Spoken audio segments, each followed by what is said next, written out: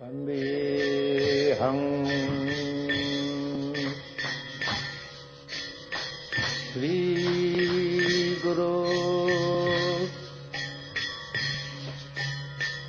Sri Juta Padakamalam Sri Gurun.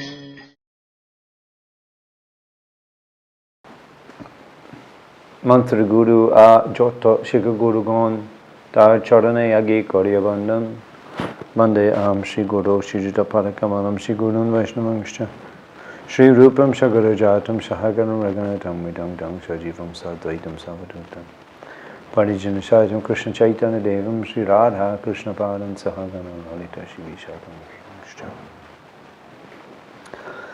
Om Agyan Timananda Sigyan Jana Sholakaya Chakshushan Manitam Nyan Tashma Shri Gurave Namaha Namo Vishnu Padaya Krishna Prasthaya Bhutulashmana Bhakti Vedanta Swami Tilare Namaste Saraswati Deve Gaudavani Pracharya Nini Vishishasana Prasthaya Deshnani.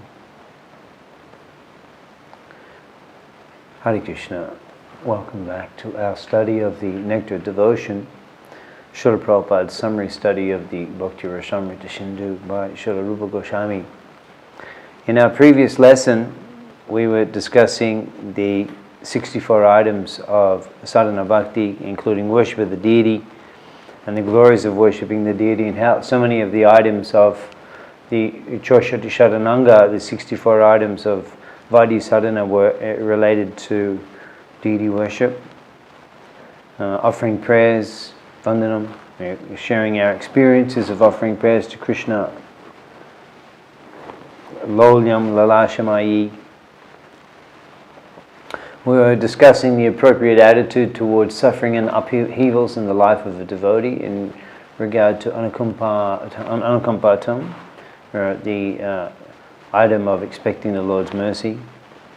And we were discussing the example of the South Indian Brahmin who achieved the full perfection of the Archana Siddhi, of developing his love of God and returning to the Vaikuntha realm just by doing meditation and performing the Archana Marg through the Dhyan, through meditation, and this way the principle of liberality in the Vaishnav Tantra, that just by meditating one can achieve the full result of the activity performed in full.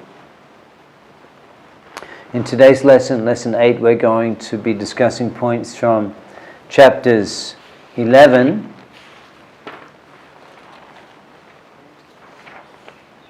aspects of transcendental service all the way to chapter 14, and in that way we'll be concluding our discussion on the 64 items of Vaidhi sadhana bhakti.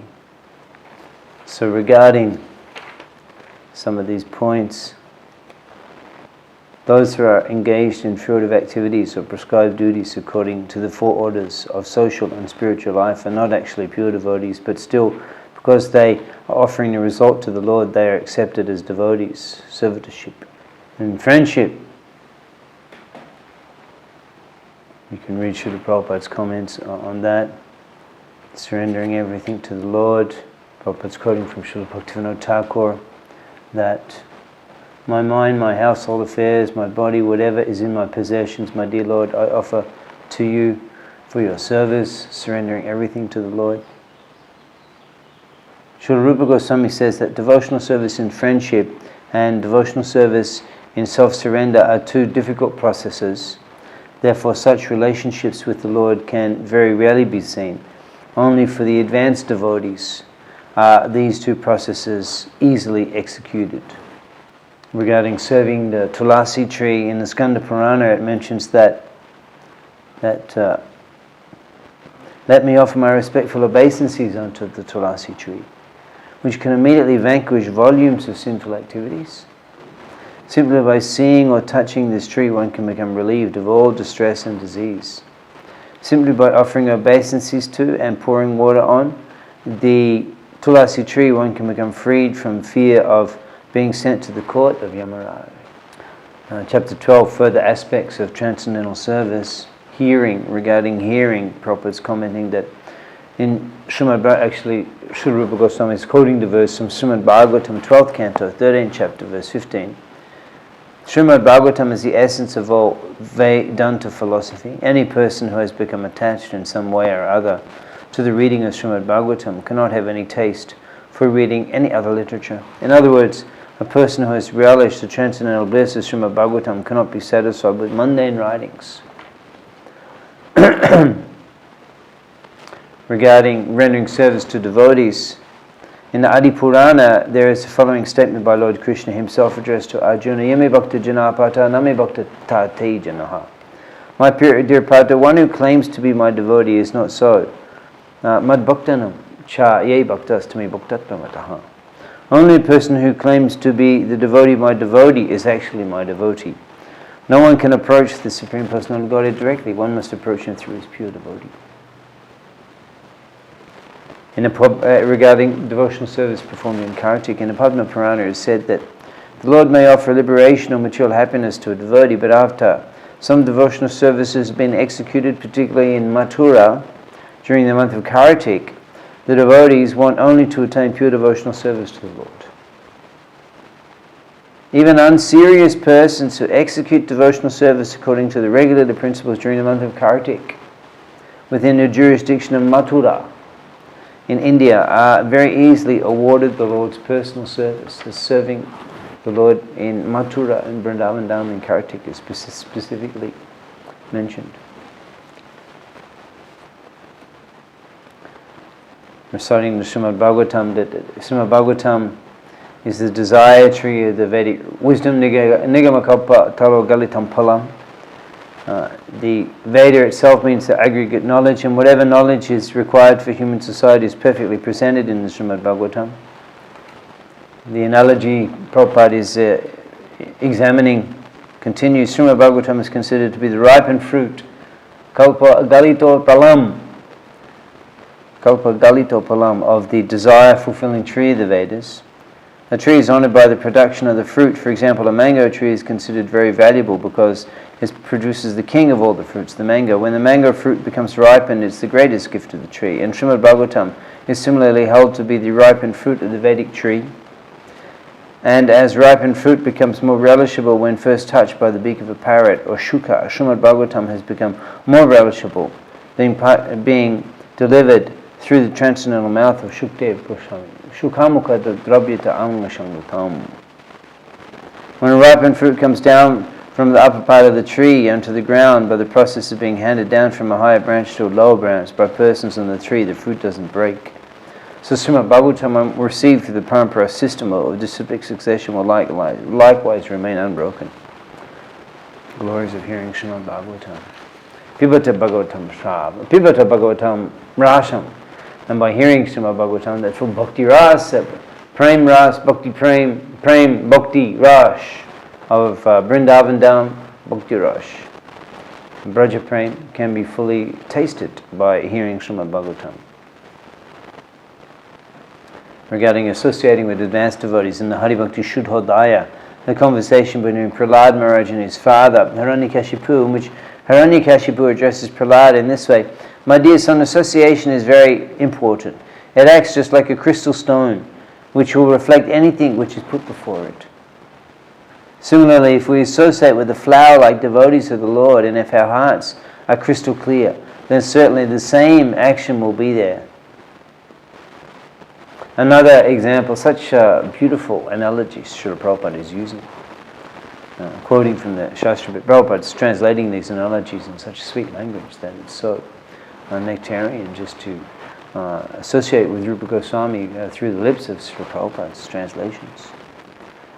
Another example in this connection is that if a man is potent and a woman is not diseased, then by their conjugation there will be conception. In the same way, if the recipient of spiritual knowledge and the deliverer of spiritual knowledge is sincere, bona fide, there will be good results. And regarding chanting, at the end of the discussion, Srila Prabhupada is coming, one should therefore be encouraged to develop his service attitude toward the Lord, because this will help him to chant without any offense. And so under the guidance of the spiritual master, the disciple is trained to render service and at the same time chant Hare Krishna Mahamantra. As soon as one develops a spontaneous service attitude, he can immediately understand the transcendental nature of the holy name of the Mahamantra. Then Rupa Goswami begins his discussion on the 5 potent forms of Vaidhi Bhakti, Panchanga Bhakti, and chapter 13 is dealing with these 5 most important forms, 5 most powerful forms, and the reason why they are considered to be the most powerful, Shakala Shadana Shreshta Ei Pacha Anga, Krishna Sadhu Sangha Nam Kirtan Bhagavat Sravan Mathura Vas Sri Mathura Shadaya Shaban. Sadhu Sangha, associating with devotees, Nam Kirtan, chanting the holy name, Bhagavat Sravan, hearing the Srimad Bhagavatam, Mathura Vas Srimurti Rashadaya Seba, and worshipping the deity. So these 5 particular activities are particularly considered powerful because Shakala Shadana Shreshta Ei Pach Anga, these 5 limbs, amongst all the items of sadhana mentioned, these 5 items are considered very, very important because Krishna Prema Janmaya Ei Pache Alpashanga. Alpashanga, even you perform a little of these 5 or you perform one of these 5, or in that way just a little of these 5 activities very quickly awakens love of Krishna. And in that way these are considered the most important items of the 64 items of devotional service in practice in sadhana bhakti. So we'll show that chart again here, and we'll show that chart again. 2 slides, the chart and the chapter overview. So in this way we've concluded our study of the 64 items of Vaidhi Sadhana Bhakti, Choishati Sharananga, originally revealed to Sanatana Goswami by Sri Chaitanya Mahaprabhu and found in chapter 22 of the Madhya Lila Chaitanya Charitamrita, Choishati Sharananga, these 64 items. And here elaborately presented in the Bhakti Rasamrita Sindhu by Sri Rupa Goswami, and the different categories. We looked at the primary first 20 items and subsequent 44 items, and then the 5 Panchanga Bhakti, the 5 most powerful items. And Srila Prabhupada in his chapters 6 to 13 of the Nectar Devotion discussed all of these 64 items which we have studied. And the purpose of all of these items is, Prabhupada concludes, as stated in the beginning, the principle of devotional service enjoins that all of our senses must be employed in the service of the Lord. Exactly how they can be thus employed is described in the above 64 items. Sri Krishna explains in the 12th chapter of Srimad Bhagavad Gita to Arjuna that Ata Chitam Shamadatum Na Shaknati Moishtiram. If you do not have the capacity to meditate on me with unbroken attention, Atachitam Shamadatum Na Shaknati Moishtiram, with unbroken meditation on me, then Abhyasa Jogana Tato Mamech Chaptam Dhananjaya. By Abhyasa Yoga, by practicing remembering me, by Abhyasa Yoga, practicing. Abhyasa Yoga is sadhana yoga. So as Prabhupada is mentioning here, that these, because we're not able to, out of natural spontaneous affection, constantly remember Sri Hari throughout the day, we absorb our mind and senses in these 64 items of devotional service. And in that way, by practice, by the practical application of the 64 items, we remember Sri Hari. This is the practice of Vaidhi Sadhana. And by practicing in this way, according to the regulative principles, one will awaken, just like Prabhupada gave the example of kick-starting.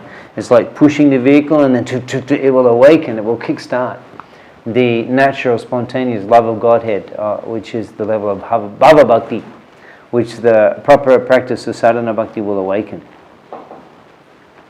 Now, chapter 14 is dealing with the question of Varnashram Dharma and Gyan and Vairagya in connection to the Choishati Sharananga, in relation to the 64 items. Is following the Varnashram Dharma the principles of sannyas and of vanaprastha, of brahmacharya and of grihastha ashram, and the varnas of brahmana, kshatriya, vaishya, shudra, following these dharmic principles as given in the Vedic literature, does this constitute Vaidhi sadhana bhakti? The question can be asked. And also the cultivation of gyan, of knowledge that Aham Brahmasmi, I am spirit, I am not the body, and renunciation of giving up material variety in pursuit of realizing the eternal oneness. So gyan and vairagya, are they considered to be items of the 64 items of? Are they considered to be listed among the 64 items of Vaidhi sadhana bhakti? Now Rupa Goswami will discuss. And there's all slides for this. In Srimad Bhagavatam 11.29, the Lord Himself says, one should execute the prescribed duties of Varna and Ashram as long as he has not developed spontaneous attachment for hearing about my pastimes and activities. All of these things are recommended for persons who have not developed Krishna consciousness. In fact, all such activities are recommended in the revealed scriptures only to bring one to the point of Krishna consciousness, but one who has already developed spontaneous attachment for Krishna does not require to execute the duties prescribed in the scriptures. So Varna and Ashram is actually not required for the practitioner of Vaidhi sadhana, because by absorbing himself completely, he or she, in the 64 items, they will be awakening their bhava and then prema and then perfecting their lives, so no need to perform varnashram dharma. However, particularly, the varnashram dharma can be utilized in the practice of sadhana bhakti, and Srila Prabhupada continues to explain this in his lecturing on the topic. So far we are concerned Krishna conscious, so long our bodily concept of life is not completely eradicated, we must follow the swadharma of the body, brahmana, kshatriya, vaishya, shudra. But when actually advanced, that is Mahabhagavat, we should not imitate. But our process is the more we advance in Krishna consciousness, we become transcendental to the bodily concept of life, brahmana, kshatriya, vaishya, shudra. Discussion on varnashram dharma and bhakti yoga in Unit 2 of the Bhakti Shastri course, that the varnashram dharma, although not required, still can be utilized by the practice of the Vaidhi sadhaka, and particularly in relation to dealing with the material world. One can accept an ashram, one can accept a varna, and follow the rules and regulations which will be religious, and therefore his practice of Vaidhi sadhana will be supported and protected by his varna and ashram activity. However, it is important to keep in mind that there is a significant distinction between the varnashram dharma activities and the 64 items of Vaidhi sadhana bhakti. The distinction being that the practice of the 64 items, like for example residing in Mathura, hearing Srimad Bhagavatam, serving Vaishnavas, reciting notable prayers, doing parikrama, wearing the garland of the Lord, taking the charanamrita of the Lord, taking the prasadam of the Lord, seeing the deity, etc., walking to the temple, these activities of directly serving the Lord in the 64 items, the result of these activities is direct awakening of bhava and prema. However, the result of the performing varnashram dharma duties perfectly, they do not have the same effect of awakening bhava and prema. For example, if one is a perfect sannyasi or an ideal grihastha or a very dutiful sudra or a very generous vaishya and protects cows in and of themselves, these activities will not produce the same effect as the 64 items of sadhana bhakti, which produce bhava and prema. The items of varnashram dharma, they will produce the effect of punya karma, and one will be elevated, udvam gachanti sattvasto, elevated to the higher planets, or that credit will become facilitating a source for one's further practice of devotional service. However, one should remember the distinction that just by being an ideal grihastha or a strict sannyasi or a studious brahmachari will not necessarily awaken bhava and prema bhakti in the same way as the direct practice of the 64 items directly awakens bhava and prema. Some scholars recommend that knowledge and renunciation are important factors for elevating oneself to devotional service, but actually this is not a fact. Actually, the cultivation of knowledge or renunciation which are favorable for achieving a footing in Krishna consciousness may be accepted in the beginning, but ultimately they may also be rejected. Mental speculation and the artificial austerities of yoga practice may be favorable for becoming liberated from material contamination, but they will also make one's heart harder and harder. They will not help at all in the progress of devotional service. So in the case where we are not going to be cultivating tapasya and penances and austerities in the practice of the 64 items of sadhana bhakti, this is not required, the cultivation of austerity and penance and tapasya, and as Prabhupada mentions, it can make one's heart hard. So then, in what way does a Vaidhi sadhaka, uttam bhakti practitioner practice renunciation? Rupa Goswami now goes on to explain the principle of yukta vairagya. This is being discussed in the middle of the page, of the second page of Prabhupada's comments on chapter 14. The Srila Prabhupada mentions that Srila Rupa Goswami then recommends that one should not be attached to material sense enjoyment, but should accept everything enjoyable which is in relationship to Krishna. One should not give up anything which can be utilized in the service of the Lord. That is a secret of devotional services. Anything that can be utilized in advancing in Krishna consciousness and devotional service should be accepted.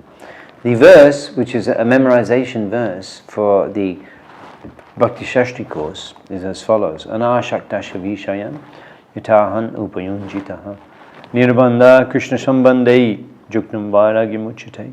When one is not attached to anything, but at the same time accepts everything in relation to Krishna, one is rightly situated above possessiveness. So the concept of yukta vairagya is that, unlike the impersonalists who reject material variety and utilizing the material variety as being mundane and material, the Vaishnavas, they're understanding the material energy to be Krishna's energy. As Krishna explains in Bhagavad Gita, Machthani Shadavutani Nachaham Teshu Avashtitaha. Although I'm not personally part of the material creation is completely dependent upon me and resting upon my energy. So the material energy, being Krishna's energy, can be used in his service, and therefore the Vaishnav Vairagi, the Jukta Vairagi, he accepts everything, understanding it's Krishna's property. He accepts that and utilizes it in Krishna's service, rather than accepting it for his own sense gratification.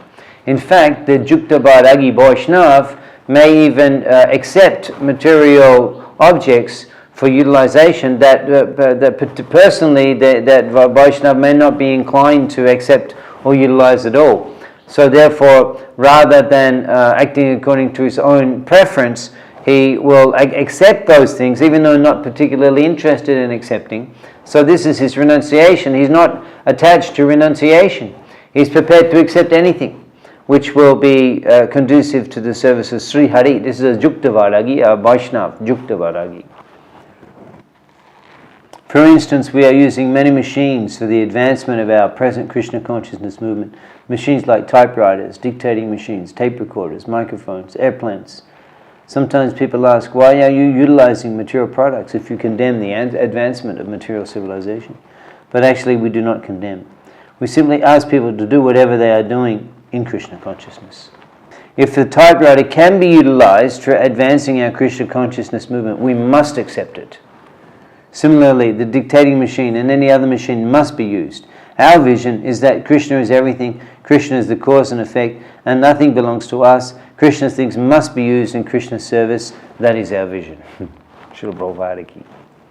The impersonalists who try to avoid everything material may undergo severe austerities, but they miss the opportunity of being engaged in the service of the Lord. Thus, their renunciation is not sufficient for perfection. So in this way, we've discussed the 64 items of Vaidhi Sadhana Bhakti, plus additional issues of the relevance of Varnashram Dharma and Jnana and Vairagya in the practice of Vaidhi Sadhana Bhakti, and also we've discussed Jukta Vairagya. In our next lesson, we'll be looking at spontaneous love of Godhead, Rag Marg Bhakti, Raganuga Bhakti. Let's conclude this lesson with this comment from Srila Prabhupada. One should therefore be encouraged to develop his service attitude toward the Lord, because this will help him to chant without any offense. And so under the guidance of a spiritual master, the disciple is trained to render service and at the same time chant the Hare Krishna mantra. As soon as one develops his spontaneous service attitude, he can immediately understand the transcendental nature or holy names of the Maha Mantra. Srila Prabhupada ki jai.